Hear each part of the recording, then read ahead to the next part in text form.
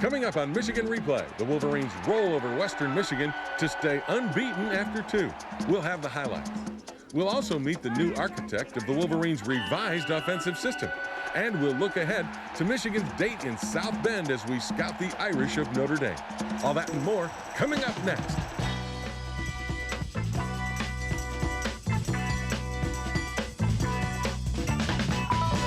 Michigan Replay with Lloyd Carr is brought to you in part by Abso Pure Water, delivering quality bottled water since 1908.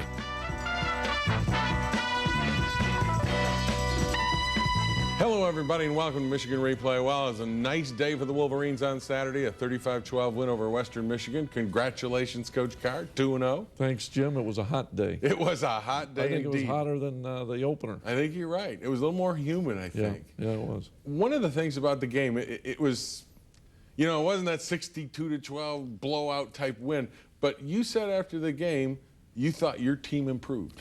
Well, Jim, that was the goal, to win and improve. And I think we did improve. I thought we came out, played hard.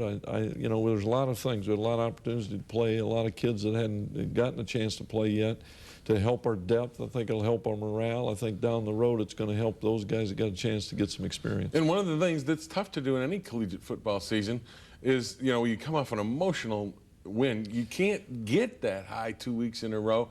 And Western Michigan is a tough team. They're not one of those little, as you said, they'll hit you. Well, Jim, you know, they put 8, 9 guys in the line of scrimmage, and when you do run, you may gain some yards, but your backs are going to get punished, and so it was a physical football game. One of the things, we'll take a look at the first half highlights. You opened up on your first possession and went right to the ground game. Well, Jim, they took 12-play drive and took it right down and missed a field goal, but the really good thing for us, we came out, Chris, on a cutback there. Started over right tackle and cut it all the way back, got outside the defense, and we got great field position here on our first offensive set. This is a good throw and catch to Tyrese Butler. Tyrese could have just had a foot or so more. He was going to score a touchdown there, but he caught the ball away from his body. Tyrese Butler gets better every day. And there's a touchdown, give it a 7-0 lead. Boy, there's a nice, confident throw by John DeVarn. A great catch by Joffrey. Yes, it was. Joffrey extended as far as he could, and we got the ball to Benny on Saturday, which is something we wanted to do.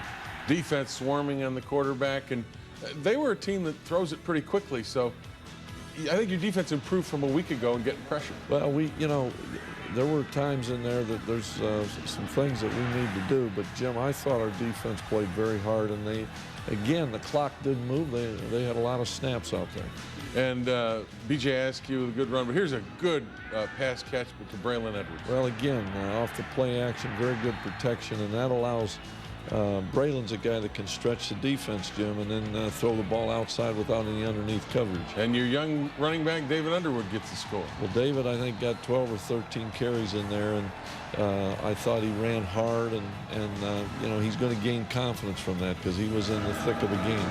Defense stays after it here. Hoyer causes a fumble. Western gets it back, but your defense is getting good pressure. Well, you know, I felt Norman Hoyer all day long. I thought he really made some plays in there. His presence was, I think, a very strong factor for us. There, the right side of that line, we're moving them out of there and sustaining, and we're establishing the run. And then we come back, and we had hit Braylon twice on the outside. That time we pumped to the outside, and then Braylon made a good move, got open, and John threw a strike. You come back, and defensively on the next series, first play, you get a turnover on an interception. Well, this is, we're up 21-0, and Brandon Williams makes a nice play. He's done a great job all fall, and Victor is hustling to the ball, and you know, the more you hustle, the luckier you get. Yeah. And he came up with an interception. Spencer Britton then takes over and really doesn't get a chance because of a sack. Yeah, we got the ball on the turnover, Jim. We thought we'd go deep for the touchdown. They brought the blitz and got a sack. Then just before the half, they come back and get a score on you. Well, right there, we're trying to strip the ball. It looks like poor tackling, but that was probably the worst, defensively, the worst play of the half for us. Here, their converted defensive back, Lewis, makes a great play and out jumps Zia Combs, who was in good position. He just he physically beat him. 21-6 at half. A little disappointing that they scored right before the half to grab some momentum. Yeah, our defense, and you know, we didn't get a very good punt, so they had pretty good field position. Then they hit the play down the middle there. And so, yeah, it was very disappointed, and I was not very happy because we had a couple of penalties. You know, we had a roughing the kicker. We jumped off sides. So I did not want to come out there and be sloppy.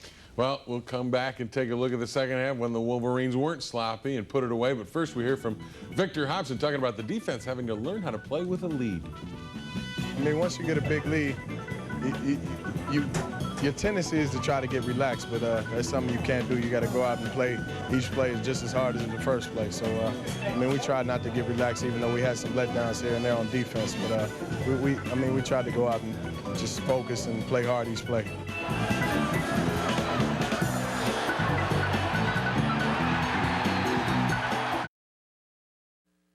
Chevrolet locker room report. I think we executed on the plays we needed to, but I think there's definitely some plays that we need to pick up, you know, and improve on definitely. But I'd say it was, you know, it was good, but it wasn't great. We needed to step it up to a great performance. The Wolverines came out of the locker room with the football opening the second half, and you got out of that first drive exactly what you wanted to, having gone into the locker room admittedly mad. Well, Jim, you know, we were receiving the opening kickoff, and we talked about getting a good return, good field position, and take the ball and score a touchdown and take control of the game. I'll tell you what, Jeremy LeSueur has turned into a darn good return. You know what, Jim? I think you're right, and I think you know, he's a guy that's got enough speed to go the distance, and what I like is he doesn't stutter. He's got good vision, and I think our return game is improved, and hopefully it'll continue to be good. And you continue to work the ball to Chris Perry. Well, Chris ran hard. I thought, you know, he hung on to the football. And in a defense like this, you got to run out north and south. And this is as good a play on both ends as you're going to find. John Navarre had an unblocked defender coming right in his face. He dumped the ball, and BJ made a great effort there. BJ's good. I mean, he can smell the goal line. He's good inside. At that point, it's 28-6, and here's Hoyer again causing problems. Well, he stripped the ball. We almost had another turnover there. Talked about getting some young kids in. We've seen David Underwood. Here's Tim Brackett. Well, Tim got, I think, 12 carries, Jim. And, you know, he made some real good cuts. He's got great vision, and he's a very patient guy. And hopefully he's ready to go. And how about this play, huh? What a great throw and a great catch. When I saw the ball in the air, I didn't think Braylon could get there. And he ran it down, didn't he? He ran it down, and great protection. And so now we've taken control of the game, which is what you want to do. 3-5-6 at that point. Here's the one run that gets out on it. This is the worst play of the day for us. We let the ball back outside here on the backside.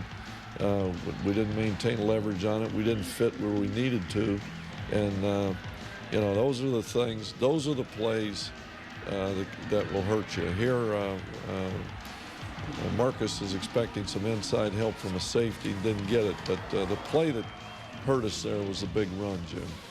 And then late in the game, it's 35-12. The fourth quarter, you get some guys in there that are, you know, youngsters getting a chance to play. And this is Ernest Shazor. What a play. Wonderful play. Ernest has been a real force for us on special teams. I think he's really starting to know what he's doing, and he's a guy that I think has got a tremendous future here. Spencer Britton and Andy Minery. Well, Spencer came back in this last quarter, and I thought made some real good decisions. There he hit Andy Minery, and Andy run with the ball. A former quarterback. And he's making a real contribution to our football team. And here, Tim Massaquoi, your big tight end from Brenton. Well, Timmy is a redshirt freshman and out of Allentown, Pennsylvania, and moved to tight end, and he gets better every day. And Tim Brackens again.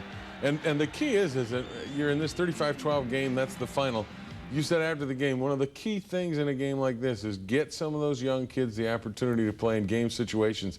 And you got Avant into the ball game, you got Bracken into the ball game, Massacoy, Brenton got some time. So you really got things done you wanted to get done. Jim, you can't buy experience. And, you know, that's the great thing about taking control of the game early in the third quarter, because Western Michigan can score points, and if you don't, if you slop around and don't take control of the game, then the game gets down at the end, and you don't have as much time to play those kids. Still, after a game like that, you've got some coaching points you can do. You said you didn't like the penalties on offense. There's some things you still can work on as you head to Notre Dame. Absolutely. And, you know, penalties, we had 8 penalties after having only 3 on the opener. Some of those, you know, can be corrected. But, you know, the biggest thing is we didn't turn the football over offensively, with the exception at the end of the half where I thought Braylon should have probably knocked that ball down.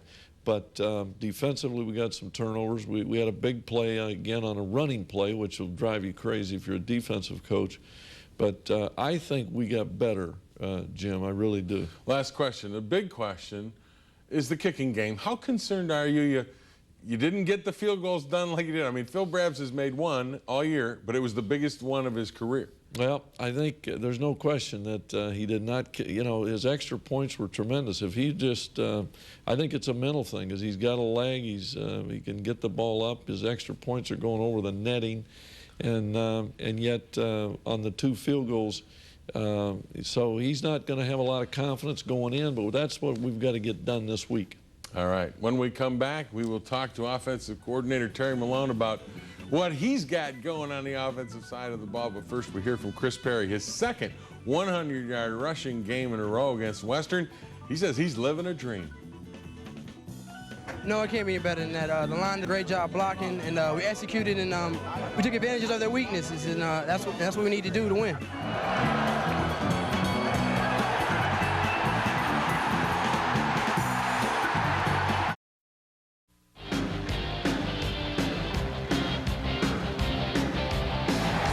Big changes this year on the Michigan coaching staff is at offensive coordinator.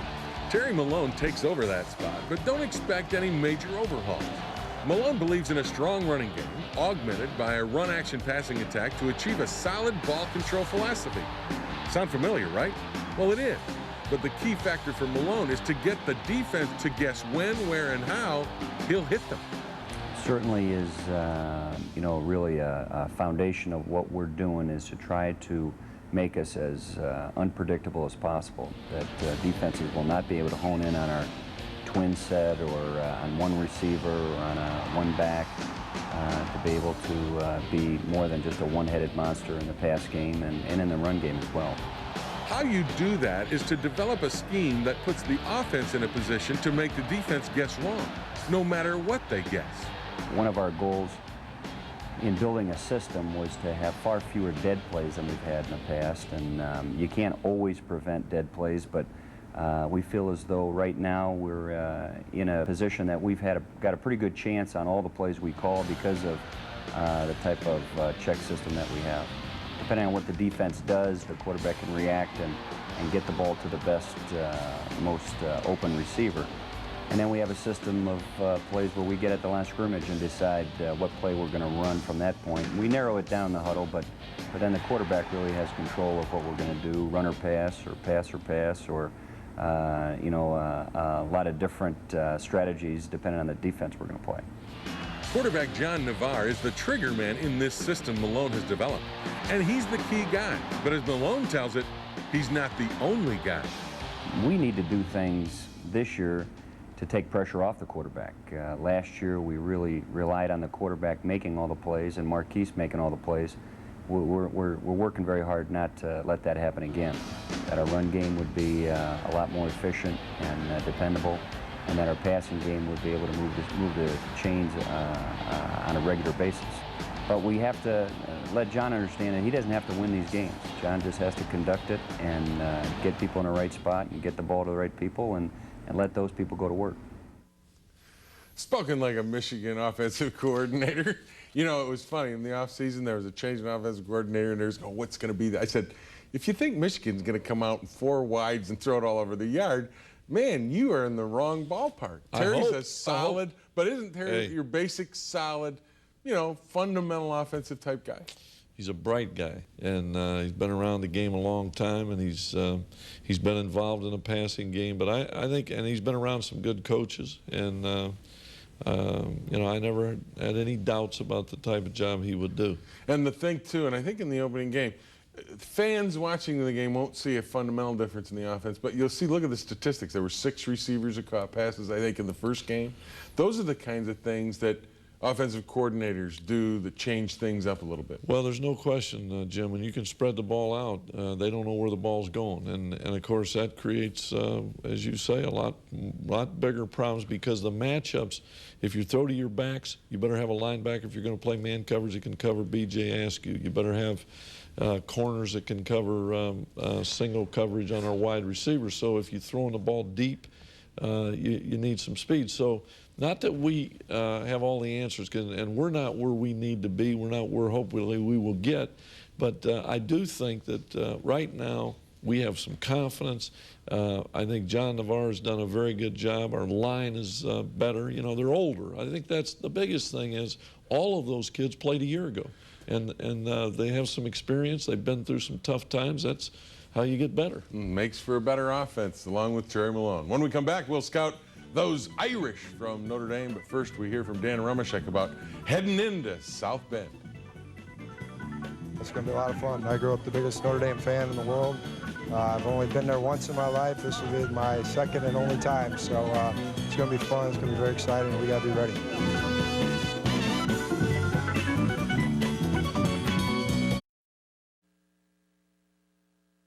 Room report. Oh, I can't wait.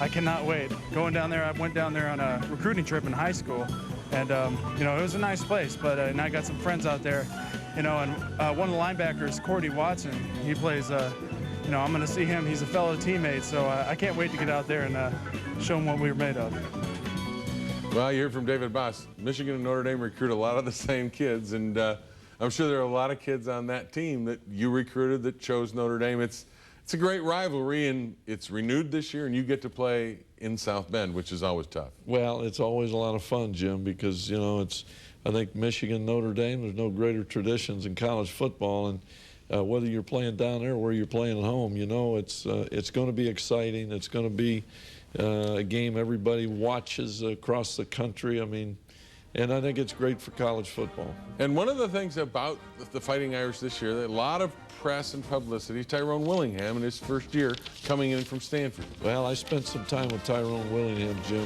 and he's a great guy, great person, and an outstanding football coach. If you look at the people he's worked with and coached with, I mean, he's going to have great success at Notre Dame. And Carlisle Holiday is their quarterback. Ryan Grant's good running back. He's changed his number. He's number 4 now for those folks going to watch next week. Well, Grant was a highly recruited guy, and Holiday's a great athlete, Jim, a guy with a strong arm. And this guy, Arnaz Battle, number 3, is a great athlete. If you remember, he was a quarterback. Yes, he was. He ran the option under Bob Davie down there, and was a very good quarterback. Got hurt, came back, and of course Nick Setta may be the best field goal kicker in college football. And this year the strength of this team has been defense. Well, they rotate a lot of guys in there. Greg Madison is coaching the defensive line, and he's got a lot of guys that rotate. They're all big, strong, physical guys. And this Notre Dame defense appears to me to be faster than the defenses that they've had before. 2 great corners. We only show one here. It's Walton and Duff, but these guys can both play. They can play, and you know, they're guys that are very active. They'll hit you, and they can cover. You know, the one thing, Jim, they're probably a little bit more of a zone team than they were in the last 3 or 4 years. But they've got athletes, and should be a great game. One of the things that people are making a lot of media attention about, and they're talking a lot about, is they've gone from what would be an option attack, basically, under Bob Davie, to a quote-unquote West Coast look with Carlisle Holiday offensively. And they haven't scored an offensive touchdown yet, even though they're 2-0. Does that work with the personnel they have? Well, I think it tells you they're playing great defense. They got a great kicking game. They've got a great lineman, Jeff Fain, the center. I think is you know, one of the guys that'll be considered. And they must be moving the ball. Well, they are moving the football. You don't move the football if you kick 5 field goals in a game. Yeah. So they've been down in the red zone, and you know, in the transition, they're going to get better. They're going to gain confidence, and you know, the thing about it. Holiday is a guy that's got a very strong arm, and yet he's a guy that can make things happen when things break down. So as an offensive football team, they got some explosiveness at the wideouts, and a guy like Holiday who can make things happen. Yeah, and one other thing we want to mention before we leave, and Coach, you talked about it earlier, a youngster from Detroit played at the University of Minnesota, was killed last week in a tragic shooting in Minneapolis, and you mentioned before, he's from Detroit, Finney. You want to extend Michigan Replay sympathies to his family and the entire family at Detroit Finney High School. Absolutely. He's a wonderful kid. I talked to Glenn Mason. We knew him. We knew about Brandon, and Glenn had told me he had made great progress, an outstanding young man, a tragic thing, and certainly our hearts and prayers go out to his family. And really a coach's worst nightmare. And I don't know what you can, yeah, and I don't know what you can do. No, it doesn't get any worse, Jim. Well, we wish, of course, Brandon Hall's family all our sympathies, and the entire Detroit Finney athletic family. His funeral will be Monday of this week, and our sympathies go to the entire family. Until next week, when Michigan Replay comes back your way, we'll look at Notre Dame, Michigan. Join us, same time, same place, right here on Michigan Replay. Michigan Replay with Lloyd Carr is brought to you in part by The Joy of Pepsi and by Big Boy Restaurant, home of the original Big Boy double-decker hamburger.